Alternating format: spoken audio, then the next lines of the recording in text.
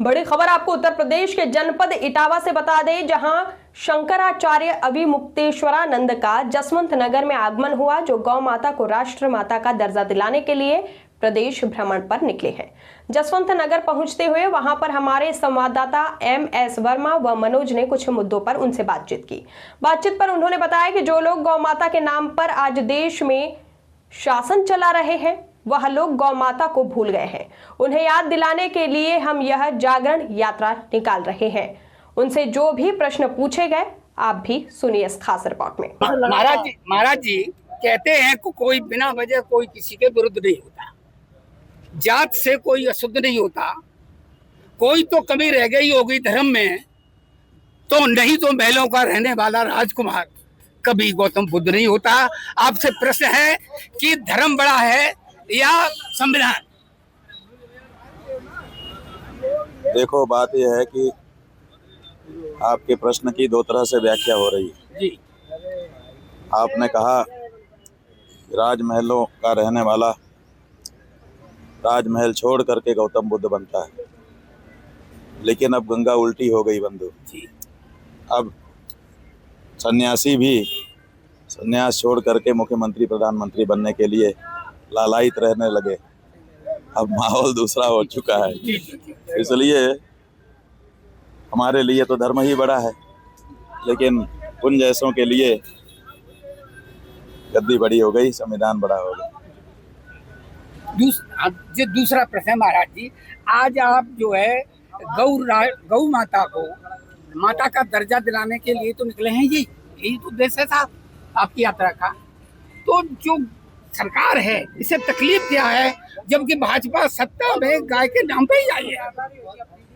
बात बिल्कुल सही है। आप सवाल जिस तरह से पूछ रहे हैं बिल्कुल साफ है कि आपको समझ में नहीं आ रहा है। अरे भाई, जिस मुद्दे को लेके आप आए थे उसी मुद्दे की तो बात की जा रही है, कोई दीगर मुद्दा थोड़े है। लेकिन इसका जवाब आज तक उन लोगों ने दिया नहीं कि उनको दिक्कत क्या है। लेकिन अनुमान लगाने वालों ने खूब बखूबी अनुमान लगा लिया है कि स्लॉटर हाउस से जो बड़ा चंदा मिल रहा है, यही इसके पीछे कारण है, दूसरा कोई कारण नहीं। ठीक है। लास्ट प्रश्न है महाराज जी कि आपको योगी जी ने शंकराचार्य नहीं माना, इस पर क्या कारण था? ये क्यों आप पे ब्लेम लगा? ऐसा है कि योगी जी के मानने से ना हम शंकराचार्य हो जाएंगे और ना उनके ना मानने से हम शंकराचार्य नहीं रहेंगे। ये ताकत उनके अंदर नहीं है, ये शक्ति उनके अंदर नहीं है। किसी भी मुख्यमंत्री में या प्रधानमंत्री में ये शक्ति नहीं है, ये हमारी परंपरा है, उसमें ये शक्ति है। तो हमारी परंपरा ने हमको शंकराचार्य के रूप में अभिषिक्त किया है, तो हम उस कर्तव्य का निर्वाह कर रहे हैं। अपने कर्तव्य के निर्वहन में ये जो गौ माता की रक्षा का मुद्दा हमने उठा लिया, ये उनको पसंद नहीं आ रहा है। वो कह रहे हैं इस पे मत बोलो, तो हम बोलते जा रहे हैं। क्यों बोले? सही बात है। हमारा जो अंतःकरण है, हमारा जो जमीर है, वो हमको इजाज़त नहीं देता कि हम गौ माता के ऊपर अन्याय होता है देख करके भी चुप रहे हैं। तो इसलिए हम बाध्य हैं अपने अंतःकरण से बोलने के लिए। उनको ये पसंद नहीं आ रहा है, इसीलिए उन्होंने ये सब हमारे ऊपर एक के बाद एक लगाए रखा है। प्रयागराज में आपको स्नान करने से रोका गया है, इस पर क्या कहना है? वही कारण है। प्रयागराज में भी जो कुछ हुआ, उसके बाद या उससे पहले भी बहुत कुछ हुआ, वो सब इसीलिए ये बात मत करो, गौ माता की रक्षा की बात मत करो। रामभद्राचार्य जी आपको उलूल जुलूल बोलते हैं, जगत गुरु की डिग्री है, और आपको कहते हैं शंकराचार्य नहीं है। रामभद्राचार्य जी को ऐसा कहना चाहिए अथवा नहीं कहना चाहिए, गलत बात यह है कि वो खुद जाने कि उनको कहना चाहिए कि नहीं कहना चाहिए।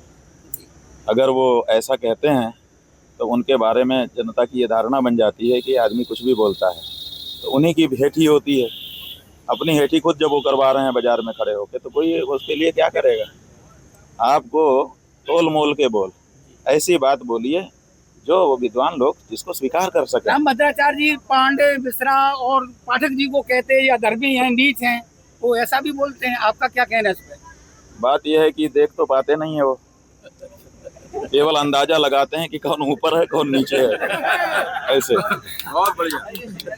और अपने आप को इतना ऊंचा मानते हैं कि उनके लेखे ऐसे सबको नीचे ही नीचे, तो सबको नीच कह देते हैं। बताइए। आपका बहुत बहुत शुक्रिया, धन्यवाद। जो भी ऊंचाई पे बैठा होगा ना, जी जी वो किसी को नीचा नहीं समझता।